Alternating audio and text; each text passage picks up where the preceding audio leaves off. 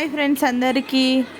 So ఇది ఎక్కడ అని అనుకుంటున్నారా? సత్యనారాయణ స్వామి టెంపుల్ ఫ్రెండ్స్. చూడండి ఎన్ని పెళ్లి జంటలు, పైన అయితే మంచి గోపురం కనిపిస్తుంది దేవుడిదైతే. సో ఇవన్నీ అయితే పెళ్లి జంటలు అన్నమాట. సో కొత్తగా పెళ్ళైన వాళ్ళు, అక్కడ మొక్కుకున్న వాళ్ళైతే పెళ్ళి కాగానే అక్కడికి జంటలు తీసుకొస్తున్నారు. సత్యనారాయణ స్వామి టెంపుల్లో ఇంకా స్పెషల్ ఏంటంటే కొత్త పెళ్ళైన జంటలే ఎక్కువ కనిపిస్తారు ఫ్రెండ్స్ అక్కడ.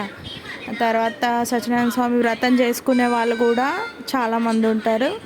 అండ్ ఇదంతా ఒక గోపురం వైపు అనమాట. సో ఇంకా చాలా గోపురాలు ఉన్నాయి ఇంకా అటువైపున కూడా. తర్వాత ఇది వచ్చేసి విజయవాడ కనకదుర్గమ్మ గుడి.